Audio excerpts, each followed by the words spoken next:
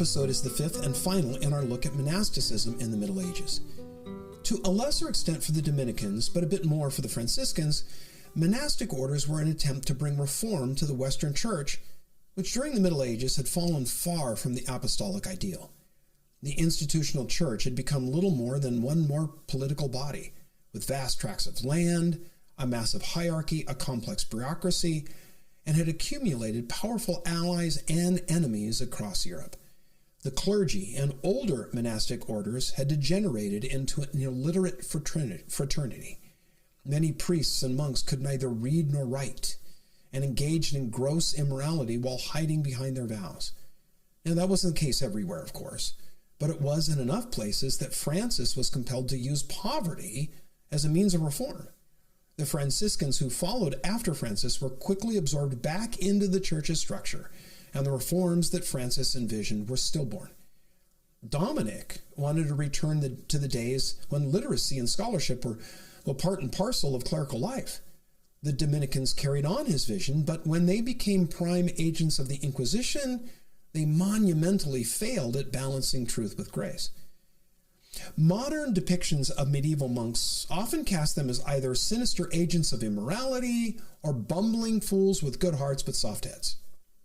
Now, sure, there were some of each, but there were many thousands of sincere followers of Jesus who did their best to represent him. There's every reason to believe that they lived quietly in monasteries and convents. They prayed, read, engaged in humble manual labor throughout their lives. There were spiritual giants as well as thoroughly wicked and corrupt wretches. After Augustine of Canterbury brought the faith to England, it was as though the sun had come out. Another among God's champions was a man by the name of Malachi, whose story was recounted by Bernard of Clairvaux in the 12th century. Stories like his were one of the main attractions for medieval people who looked to the saints for reassurance that some had managed to lead exemplary lives while showing others how to. The requirement of sanctity was easy to stereotype. In the life of St. Erkenwald, we read that he was, quote, perfect in wisdom, modest in conversation, vigilant in prayer, chaste in body, dedicated to holy reading, and rooted in charity, unquote. By the late 11th century, it was even possible to hire what was called hagiographer, a writer of saintly stories, such as Osborne of Canterbury, who for a fee would write a life of a dead abbot or priest in the hope that he'd be canonized, that is, declared by the church to be a saint. Now, there was a strong motive to do that. Where there had been a saint, a shrine sprang up, marking with a monument his or her monastery, house, bed, clothes, relics. All were much sought after as objects of veneration, and so pilgrimages were made to the saint's shrine, and money dropped in the ever-present money box. But it wasn't just a church or shrine that benefited. The entire town prospered. After all, pilgrims need a place to stay, food to eat, souvenirs to take home, proving that they had performed the pilgrimage and so racked up some spiritual points. Business boomed, and so hagiographers included a list of miracles that the saint performed. These miracles were evidence of God's approval. There was competition between towns to see their abbot or their priest canonized because it meant pilgrims flocking to their city. It was assumed that a holy man or woman left behind, in objects touched or places visited, a residual spiritual power, a merit which the less pious could acquire for their assistance in dealing with troubles by going on a pilgrimage or praying at the shrine. A similar power inhered in the body of the saint or in parts of the body, fingernails, hair, which could be conveniently kept in what were called a reliquary, a relic holder. People prayed near and touched them in the hope of a miracle, a healing, or help in some other urgent request of God. The balance between the active and the contemplative life was the core issue for those who aspired to be genuine followers of Jesus and a good example to others. They struggled with the question of how much time should be given to God and how much to work in the world. From the Middle Ages, there comes no account of the enlightened idea of the secular and religious life could be merged into one overall passion for and service of God. In the medieval way of thinking, to be truly godly, a sequestered religious life was required. The idea that a blacksmith could worship God while working at his anvil was nowhere in sight at that time. Francis came closest, but even he considered working for a wage and the call to glorify God as mutually exclusive. Francis urged work as part of the monk's life, but depended on charity for support. It wouldn't be until the Reformation that the idea of vocation as a holy calling liberated the sanctity of work. Because the cloistered or sequestered religious life was regarded as the only way to please God, many of the greats from the 4th century on supported monasticism. I'm going to list now some of the names that held this view, trusting that if you've listened to the podcast for a while, you'll remember them, recognize them. St. Anthony of Egypt, Athanasius, Basil, Gregory of Nyssa, Ambrose, Augustine, Jerome, and Benedict of Nursia. In the Middle Ages, the list is just as imposing. Anselm, Albertus Magnus, Bonaventura, Thomas Aquinas, Duns Scotus, Savonarola, and of course, Francis and Dominic. The Middle Ages were a favorable period for the development of monastic communities.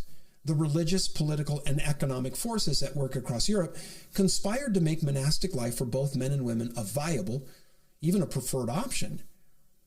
As is so often the case in movies and books depicting this period, sure, there were some young men and women who balked at entering a monastery or convent when forced by their parents, but there were far more who wanted to engage this sequestered life, who were denied by their parents.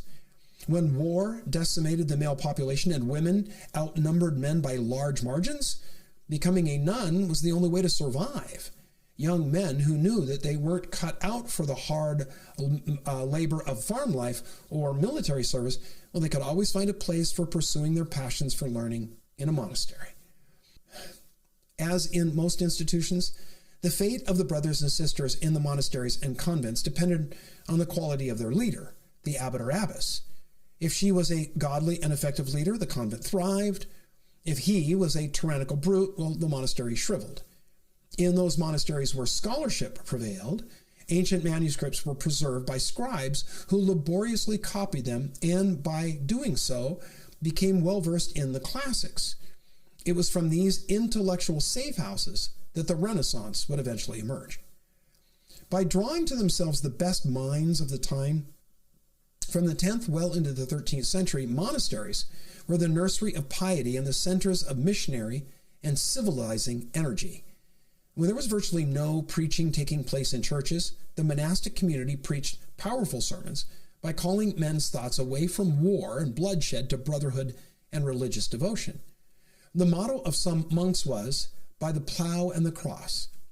They were determined to build the kingdom of God on earth by preaching the gospel and transforming the world by honest and hard, humble work.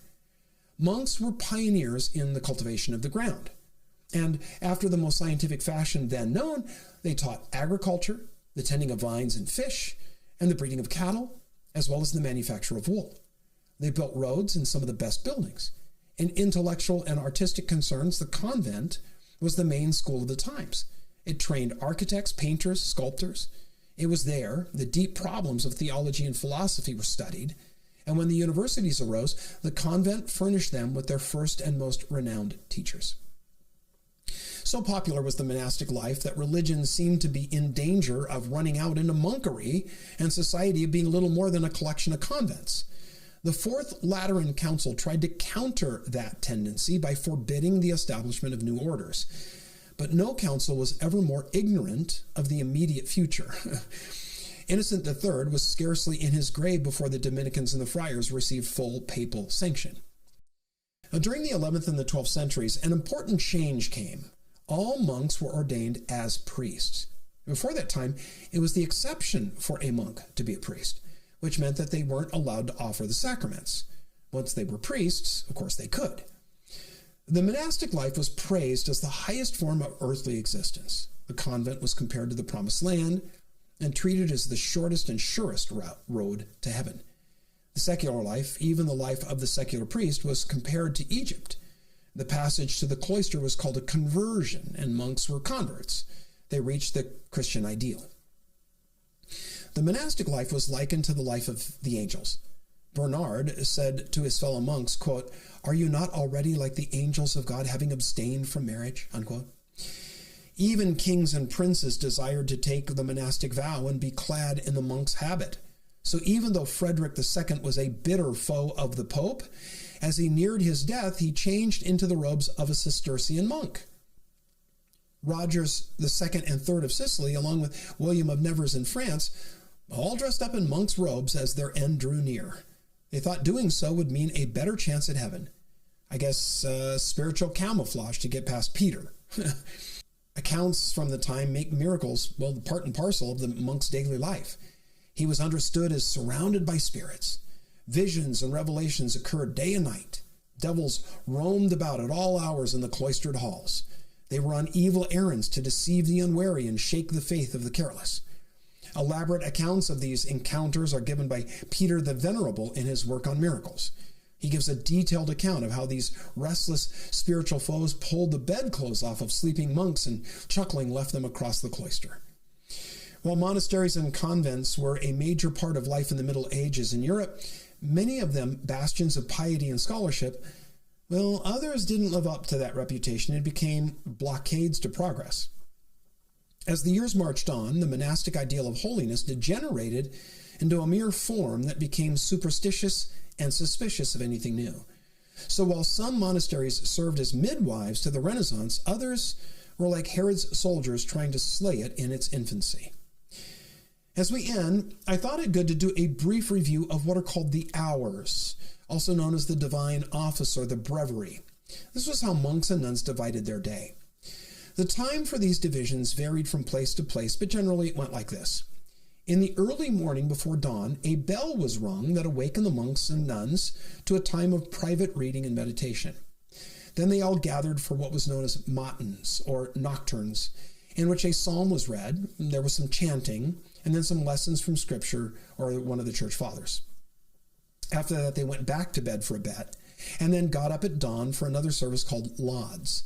Lauds was followed by another period of personal reading and prayer, which resolved in the cloister again gathering at prime at 6 a.m.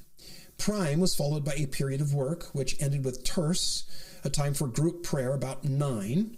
And then there was more work from about 10 to just before noon, when the nuns and the brothers gathered for sext, a short service where a few psalms were read.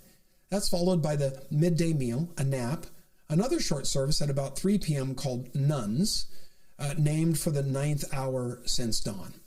And then comes a few hours of work, dinner about 5:50, and vespers at 6 p.m. After vespers, the nuns and the monks have a time of personal private prayers. They regather for the brief service of Compline and then hit the sack. Now, Protestants and evangelicals might wonder where the idea for the canonical hours came from. There's some evidence that they derive from the practice of the apostles, who as Jews observed set times during the day for prayer. In Acts 10, we read how Peter prayed at the 6th hour. The Roman centurion Cornelius, who adopted the Jewish faith, prayed at the 9th hour. In Acts 16, Paul and Silas worshipped at midnight, though that may have been because they were in stocks in the Philippian jail. As early as the 5th century, Christians were using references in the Psalms as cues to pray in the morning, at midday, and at midnight.